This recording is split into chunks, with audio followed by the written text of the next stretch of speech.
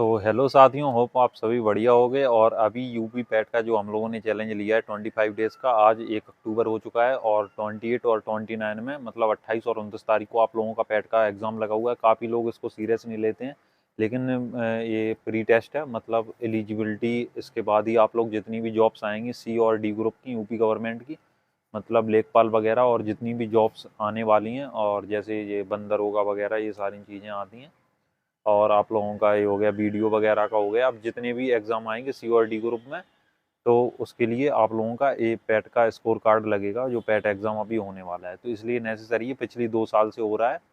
2 साल के पेपर का भी एनालिसिस हम लोग करेंगे, और ये 25 डेज चैलेंज में यही मैं बताने वाला हूँ क्या मेरी स्ट्रेटजी है। और डेली के डेली आपको वीडियोज़ मिलेंगे, अब 25-30 वीडियोज़ डलेंगे। 2 वीडियोज़ मैं आज ऑलरेडी डाल चुका हूँ। एक में मैंने सिलेबस बताया, सिलेबस वाला वीडियो इस बार वीडियो के बाद आप लोगों को या पहले मिल रहा होगा, उसमें मैंने सिलेबस बताया है। और आज के मेरे क्या टास्क हैं वो मैं आप लोगों के साथ अभी शेयर कर दे रहा हूँ। आज मुझे पढ़नी थी इंडियन हिस्ट्री और रीजनिंग, ठीक है। इंडियन हिस्ट्री और रीजनिंग में लेके चल रहा हूँ। तो अभी रीजनिंग में आप लोग आर डी शर्मा की करके आती है, आर डी शर्मा नहीं, आर एस शर्मा करके आती है।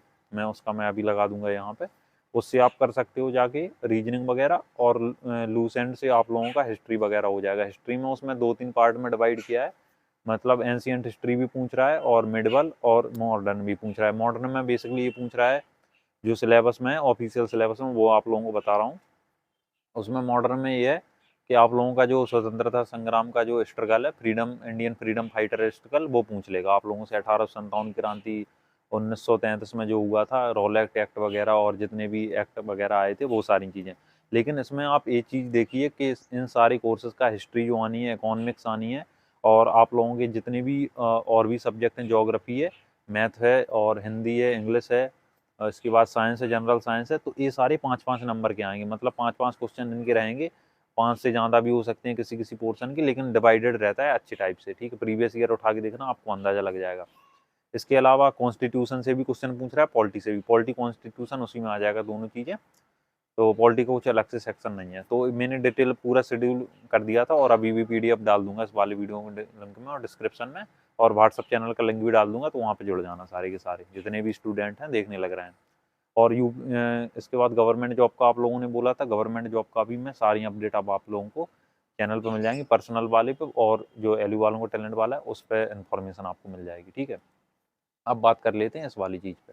तो आज का जो टारगेट था वो हिस्ट्री और उसका था आप लोगों का रीजनिंग का। तो रीजनिंग तो आप लोग नेट से भी कहीं से भी प्रैक्टिस कर सकते हो, बहुत सारे मॉडल टेस्ट वगैरह आप लोगों को मिल जाएंगे, तो वहाँ से जाके कर सकते हो। रीजनिंग में भी 4-5 ही टॉपिक हैं, जैसे ब्लड रिलेशन हो गया, क्यूब का हो गया, आप लोगों का पासा वगैरह का जो होता है, ब्लड रिलेशन हो गया। इसके बाद नंबर सीरीज वाला काफ़ी पूछता है, और क्लॉक का पूछता है, और कैलकुलेटर का पूछता है। ये सारे 4-5 पूछता है जो मैंने बताया, ये पैट एग्जाम में पूछता है। इसके अलावा जो 10 नंबर में आता है वो आता है आप लोगों का जो हिंदी का वो होता है, अपठित गद्यांश जिसको बोलते हैं, ये ज़्यादा हिंदी हो गई। एक पैसेज रहता है आप लोगों का 10 नंबर का, ठीक है।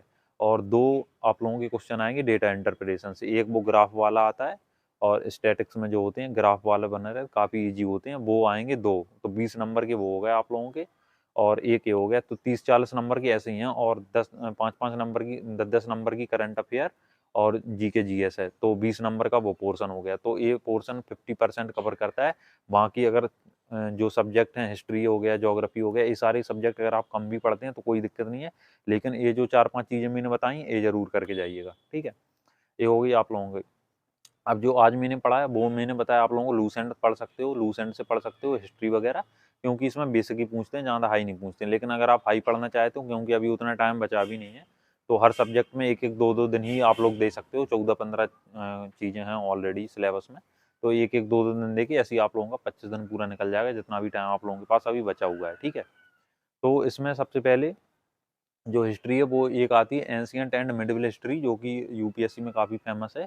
दहिया करके दहिया करके है, DAHI ठीक है। तो वो खुद यूपीएससी की एस्पिरेंट थी, और उन्होंने अब सिविल सर्वेंट हैं, वो सिविल सर्विसेज में हैं, और उन्होंने बुक लिखी है, ठीक है। तो उनकी बुक भी आप रिकमेंड कर सकते हो। वो एंशियंट हिस्ट्री और मिडिवल हिस्ट्री की MC ग्रो हिल पब्लिकेशन की है, वो आप जाके रिकमेंड करता हूँ मैं आप लोगों को। वो भी जाके आप उससे भी तैयारी कर सकते हो। बाकी लूसेंट एनफ है पैट जैसे एग्जाम के लिए, ठीक है, क्योंकि छोटा मोटा एग्जाम रहता है, लेकिन भाई भीड़ इस बार बहुत होने वाली है, ठीक है। तो पिछली बार कितने फॉर्म भरे थे तो सोच लो इस बार तो भैया, ठीक है, पहले से टिकट टिकट करा लियो सारे लोग।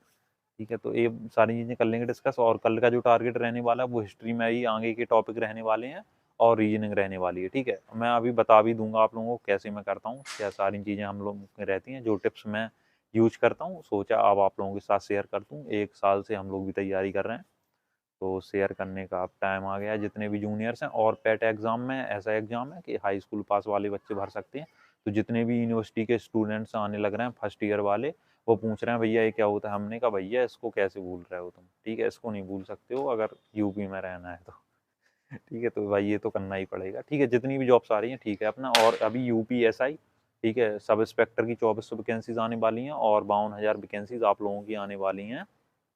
जो हम लोगों का एग्ज़ाम होता है यूपी कांस्टेबल का, ठीक है, इनकी आने वाली हैं। टेंडर भाई साहब फाइनल हो गया है। ठीक है, अंदर से खबर निकाल दूंगा तो अभी गवर्नमेंट वाले ही चिल्लाने लगेंगे मेरे ऊपर के, सबको चिल्ला चिल्ला के बता दो तुम पहले से ही किसको मिल गया टेंडर है। खुफिया सर्विस तुम्हारी सब ऐसी ही है।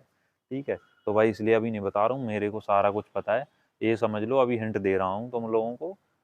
अक्टूबर चल रहा है, तो अक्टूबर में समझ लो अभी जब उन लोगों को डेवलप करने का टाइम रहेगा, 1 अक्टूबर चल रहा है, तो समझ लो 15 के बाद 15 से 20 में हाईली चांसेस हैं आ जाएगा नोटिफिकेशन। ठीक है, देख लेना, खबर झूठी नहीं जाती है।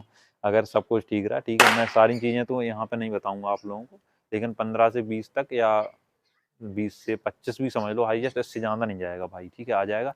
फिर 1 महीने लगभग लगभग आप लोगों का नोटिफिकेशन चलेगा और दिसंबर में आप लोगों का एग्ज़ाम कंडक्ट करा देंगे, वो हाईली चांसेस हैं। दिसंबर में एग्ज़ाम कंडक्ट हो जाएगा यूपी जो कांस्टेबल वाला है उसका। ठीक है, फिजिकल वगैरह क्या है वो सारी चीज़ें मैं दूसरी वाली चैनल पर शेयर कर दूंगा, अपना एलयू वालों का टैलेंट चैनल है, तो उस पर जाके देख लीजिएगा, ये पर्सनल ब्लॉग वाला चैनल है। ठीक है, तो यही सारी चीज़ें हैं, और भी स्ट्रेटजीज मैं शेयर करूंगा और कल आप लोगों को दिखाऊंगा मैंने आज क्या क्या पढ़ा है। तो कल वो दिखाऊंगा और कल का भी आप लोगों को शेड्यूल बताऊंगा अपना क्या शेड्यूल रहने वाला है। ऐसे ही आप भी शेड्यूल बनाओ और मेरे साथ इस चैलेंज को ज्वाइन करो और तैयारी करो। मिलते हैं फिर से एक नए वीडियो में।